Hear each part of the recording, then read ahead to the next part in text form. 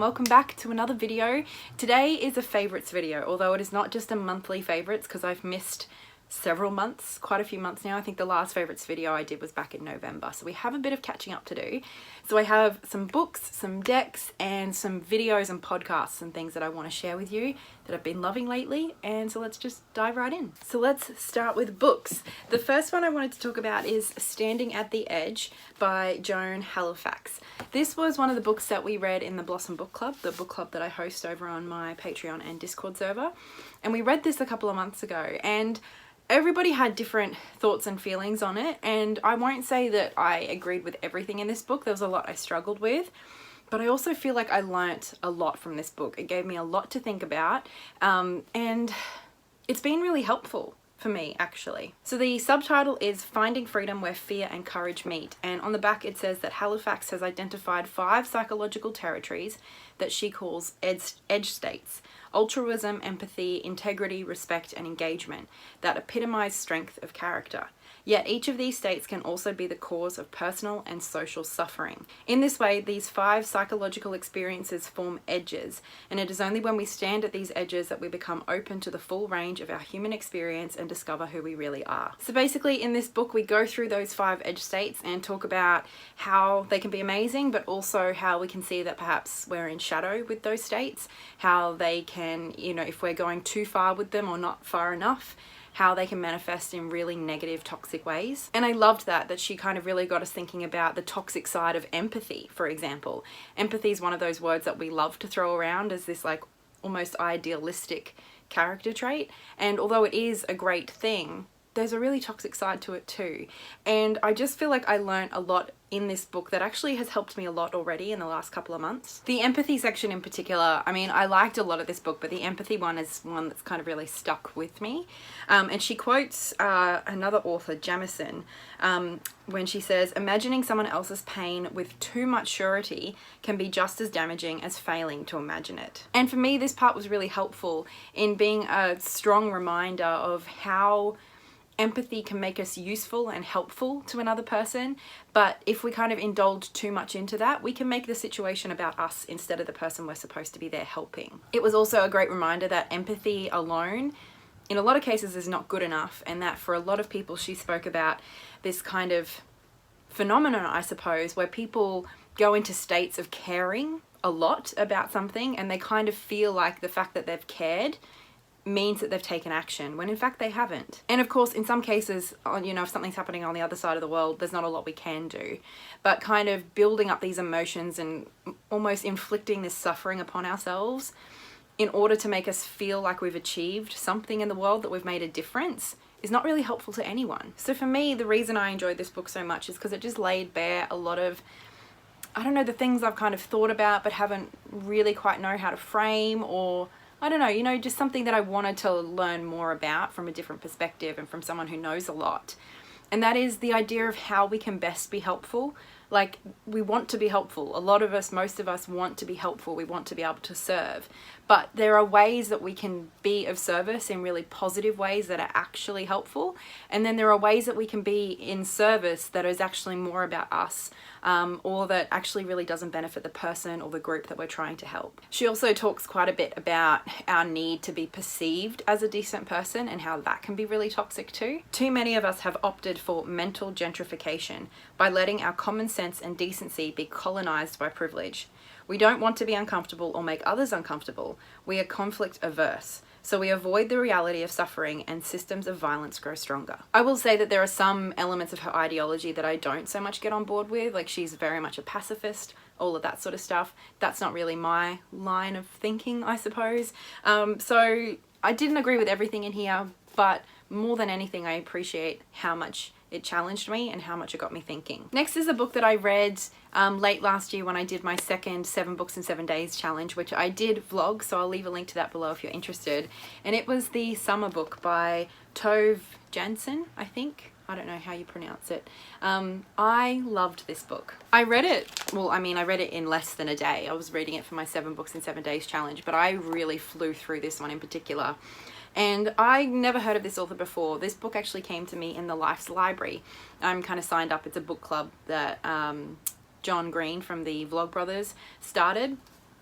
and this book arrived on my door one day, and so I read this as part of the 7 books in 7 days, and I just adored it. It was really subtle and beautiful and kind of had like a melancholy undertone. It was just really lovely. I liked this so much, in fact, that I ended up downloading The Sculptor's Daughter, I think, which is another book by this author, and I did read that on my Kindle at the beginning of this year. I have to say, it didn't have that same heart to me. It wasn't compelling in the same way that this was, but I really loved this one, so I'm still intrigued enough to try maybe another book of hers or two, because this one was just beautiful. The other book that I read during that 7 books in 7 days was the Hardcore Zen by Brad Warner. Now that I did listen to on Audible, an audiobook, and I really liked it. I have also listened to his There Is No God and He Is Always With You several years ago, and I really loved that when I listened to it.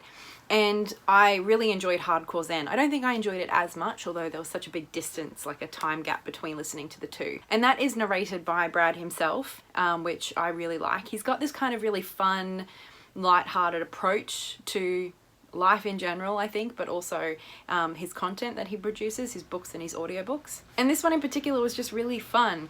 He talks about his thoughts and his experience as a Buddhist, and kind of how his, I don't know, I suppose ideology or philosophy has developed. But then he also interweaves that with his journey as someone who lives in Japan and works in like monster films, and was also like a punk and was in a punk band. So it's just a lot of fun. It's really light and playful, but you still get to kind of explore some really interesting topics around Buddhism and the meaning of life and why we're here and how we can live better. Next is a book I literally finished yesterday, and it is another Blossom Book Club book.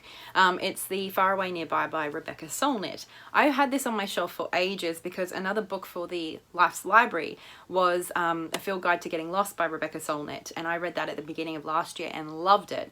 So I've kind of bought a few Rebecca Solnit books intending to get to them, and we read this one in my book club just this month in February. And I will say I didn't love it as much as A Field Guide to Getting Lost, but I did really, really like it. There's kind of a few themes that Rebecca Solnit touches on throughout this book. A lot of it has to do with place and location, but mainly focused on like north and Arctic and ice and darkness, and then of course juxtaposing them from time to time with their opposites. She also talks quite a lot about her relationship with her mother, especially as her mother ages and develops and progresses through Alzheimer's and the symptoms of that, and then her own journey with cancer. As with the other Rebecca Solnit book I've read, it kind of is interwoven with kind of other stories and myths and just bits of history that she then ties back into the message that she's trying to get across in that chapter or essay. So it's kind of a big mix of all different things. It's definitely got that memoir sort of element running through it as of a particular point in time, or kind of few years in time in her life, but then it's interwoven with all these other stories too. She talks quite a lot about labyrinths as well, and the book itself is kind of a labyrinth, I think. Even if we're just talking about the chapters themselves, we start with apricots, then mirrors, then ice, and then we keep going until we get to knot. And then we kind of go backwards, and we, you know, our final few chapters are ice, mirrors, apricots. So like a labyrinth where you kind of are winding through and walking into the center, and then wind yourself back out to the starting point again. And this was really beautiful, and I just think Rebecca Solnit has a really beautiful writing style. At least I really appreciate it. I always find that there's like these little, like 1 or 2 sentences that just jump out as really quite beautiful. They really stand out, and I end up wanting to write them down or just kind of keep track of them somehow, because they just really quite poignant in and of themselves. Next, let's talk about decks, and I have 3 to share with you. The first is the Saltwater reading cards by Laura Bowen. This is kind of like a staple in these favorites videos at this point, especially during the warmer months. Although speaking of warmer months, we're in the middle of summer and I'm wearing a fucking jumper. What the hell? This deck though, oh, I don't know how many times I've shared it with you guys on this channel, but I just adore it. It definitely has kind of made its way into my favorites in terms of like all-time favorites Oracle decks. It used to always be the Dreamtime reading cards, and I still love that deck, but I hardly use it compared to this one anymore. This has kind of taken its spot. I think in part because I've found myself feeling quite overwhelmed by, I don't know, tarot in general at different points in the last year or so, or just uninspired in general. And because this deck is saltwater based, it's all about salt water, it has a really refreshing, invigorating sort of a feeling to it. So even when I'm feeling a bit like, ugh, with tarot, like I don't know which deck to use and I don't know what question I want to ask, and I'm just feeling a bit like stuck in a rut, stuck in the mud, whatever, I can still pull out this deck and just pull out a card or two or three, and it just feels like a nice moment of like a cold glass of water on a hot day, you know. It just has that sort of a feeling. In addition to that, Laura's guidebook is just amazing. I love the way that she describes the cards and explains, you know, whether it's the animal or whatever that's that's featured in the card, kind of describes what it is, what its nature is, kind of a little bit about it, a bit of information really, but then goes on to explain how that relates to the message itself, and then explicitly gives us a message. It's a really beautifully laid out guidebook that I think is really helpful and accessible. And I'm always left feeling like I have plenty of information, but not too much information. I think she's found a perfect balance there. My most used tarot deck of the last few months would definitely be Carrie Mallon's Spacious Tarot. This I did do an unboxing and kind of flip through of. And as you could tell from that video, I was taken by the imagery almost straight away. I just thought it was beautiful. It's so simple, and I think Spacious is a great name for the deck. There just feels like there's so much room for us as the reader or the querent or whatever to kind of put ourselves in those cards. They don't feel prescriptive, and yet they feel like they offer so much. The cards are just really, really beautiful, and I've had a lot of fun playing around. I've done a few readings. I did my year ahead spread with this deck, which I've really enjoyed. And I have yet to listen to the audio component because I backed the, like I paid a little bit extra to get like the audio, I don't know if it's like a bit of a podcast or something of Carrie and I think Annie, the artist, talking about the deck and kind of their decision-making process and why they made the cards the way that they did. So I have yet to listen to that, and I'm really looking forward to it, but so far this deck is a big thumbs up from me. And next, really the only other tarot deck that I've spent a significant amount of time with, that's worth noting anyway, is the This Might Hurt Tarot. This one I've kind of had on my shelf for a little while, and it's just in the last couple of weeks that I've started playing around with it. This is really beautiful artwork too. It's really very reminiscent of our classic Rider-Waite-Smith, just kind of with a bit of a modern, fresh spin on it. So I've spent quite a bit of time with this deck in terms of specific questions that I've needed answered or wanted to explore. And I've also been playing around with more of Tom Benjamin's style of reading, of pulling 3 cards as opposed to pulling 1 card for, you know, different spread positions. I still don't think I'm very good at that yet, but I'm enjoying playing around with that, and I've been using this deck for that in particular. Speaking of Tom Benjamin, now I want to talk about the content, online content that I've been loving lately.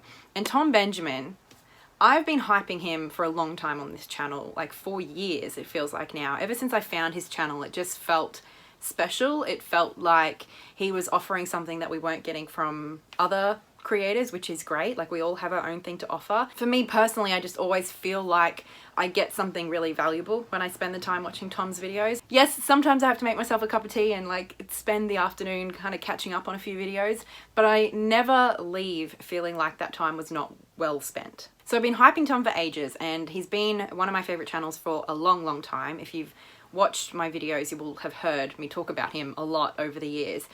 But can I just say, I feel like his content's leveled up again lately. So I feel like right now I could very easily just list off like 5 or 10 videos that I've enjoyed of his in the last few months, but instead I've picked out 2 that I just think are essential viewing for tarot YouTube people. The first was a video from a couple of months ago called There Are Clouds, Approaching the Cards from Neutral. And with this video, he kind of talks about how important it is not to place value judgments on cards. Now, this video I just loved. I thought it was brilliant. I love the way that when Tom wants to explain something to us, he always takes the time to give us plenty of examples so that we kind of, rather than just thinking we understand something generally, we actually see it in practice, and that definitely helps the learning process, I think. And this video, please go watch it, it's amazing. I'm gonna like not do it justice, but I found it a really helpful reminder, because I think so many of the cards, it's so easy for us to place value judgments on them, to describe the card as either negative or positive, or when a card is negative, like the 10 of Swords, to try and spin it as a positive, you know, by saying, oh, but the sun is rising, which I never understood how people are supposed to be able to tell whether the sun is rising or setting in a static image I always thought I was stupid and missing something, but I don't understand that. But anyway, the point is that Tom was explaining that sometimes kind of those value judgments, they just really get in the way of us providing an actually practical and helpful and accurate message. When we've already decided that the sun is rising in the Ten of Swords, and so therefore it's the beginning of a new day and the beginning of a new cycle, it means that we kind of have to shoehorn that message in, regardless of the context of the other cards and what our answer is kind of really actually trying to tell us. And I loved this for two reasons, because some of the things he spoke about I already kind of agreed with, and I struggled with hearing other people talk in that way, but then other things I just personally needed reminding of. And a lot of it actually reminded me of stuff I've learned in DBT, which is Dialectical Behavioral Therapy, which is the therapy program I was a part of. And a big part of DBT is about kind of removing all of those adjectives and descriptive language and value judgments of whether something is good or bad, and instead just describing it. And that can be an emotional response or reaction, or just something that's happening in our life. And so for me, I identified a lot of what I've learnt with what Tom was saying. But what I do love about Tom is that even if you don't end up prescribing to everything that he shares, it's always just so helpful to sit back and rethink or just question some of the things that you've perhaps just been doing because you read it in a book once and other people were talking about it, so you just kind of kept going with it without really thinking about it. So even if you don't end up doing the thing Tom says maybe you should do, it's always a great opportunity to reevaluate your own practice and think about how you can be better. So that video was amazing, and I'm going to link it below because you need to watch it.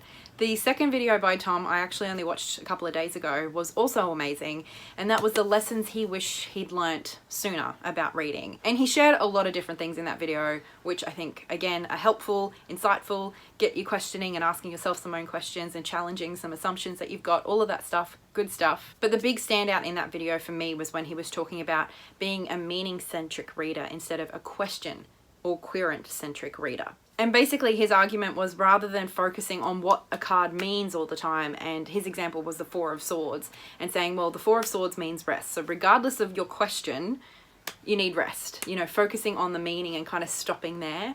If we're focused on the actual question we received, we might use that traditional meaning as groundwork, but we have to find a way for that card to give us that answer, as opposed to just stopping at that traditional meaning and being like, well, this is what that card means, so that's your answer. It's like, how does that card actually answer our question? Obviously that's a really big simplification. The video is amazing, go watch it. Another video that I watched months ago now, so I'm not going to remember all the details, link it below, please go watch it, was Natalia from Ouroboros did a video about tarot binging. And the video basically explores the different ways people might be collecting or acquiring decks, and different reasons why we do it, what purposes we serve in that behavior, and the different stages we might go through, and also how those behaviors can be problematic and toxic. And so I spoke a little bit about my own thoughts of that video and how I thought that applied to me in a live chat that I did around that time. But I just remember really appreciating that video. It definitely got me thinking about my own behaviors around tarot acquisition, buying tarot, trading tarot, and what it is I'm hoping to achieve through that acquisition, what it is that these new decks are giving me or perhaps aren't. So that was a really, really good video too. Now for podcasts, it's podcast because I only really actually listen to one podcast, and that is Speaking of Which by Samantha Menzo and Skylar Hayes. What I love about this podcast is that it's really fun and playful and lighthearted. Sammy and Skylar managed to kind of incorporate their witchy tarot practices into a podcast that ends up just being a whole lot of fun. I spend the whole time laughing. In fact, there's been several times where I'm listening to this stupid podcast on the train on the way to work, and I literally spit, I laugh out loud so hard, and I'm trying not to, that I end up nearly spitting on someone. It's ridiculous and it's embarrassing, but it's so worth it because it's so fun. I love when they do exercises with tarot cards, or they also do a lot of exercises with guessing celebrity zodiac signs and things like that. It's just a lot of good fun with the themes that are relevant to this community of astrology, tarot, witchcraft, spellcraft, all of that sort of stuff. But just in a modern, fun, two best friends having a laugh sort of a podcast format style, and I love it. Another favorite thing of mine in the month of January actually was the trade train that I ran on the Discord server attached to my Patreon. Now I don't want to talk about it too much here because I haven't received my deck yet. I think it might be waiting for me at the post office. I have a few things to collect. So I think I'll show you that deck and talk a little bit more about that experience. But that trade train ran so smoothly and was so fun, and thank you to everyone who participated. It was kind of happening around the time that the fires were kind of a big shitstorm in New South Wales where my grandparents live. So having something fun happening online where I could talk and hang out and just something to do and people to talk with was really great. And then also just, it was so much fun, and I'm so glad that everybody seemed to have a great time, and it went really smoothly, better than I could have expected, and I'm just really happy about that. So just a big massive thank you to like the 20 or so people who contributed to that. It was so fun. Thank you so much. And speaking of my wonderful patrons and Discord server, I have to thank everybody over there for essentially sponsoring this video and everything that I do online now.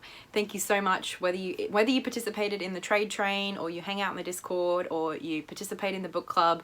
Whatever you're doing, however you do it, thank you so much for supporting me. It means so much to me. Of course, a big extra special thank you to Tracy Timmerman, Laurie, Lynette Brown, the Hales K, and Biffy Rose, who is a new super sponsor. Thank you so much to all of you. So now we are officially caught up on my favorites for the last few months. Thank you so much for watching. I do hope you enjoyed this video. I of course would love to hear in the comments below what you guys have been loving lately, and I will talk to you again very soon. So much love. Bye.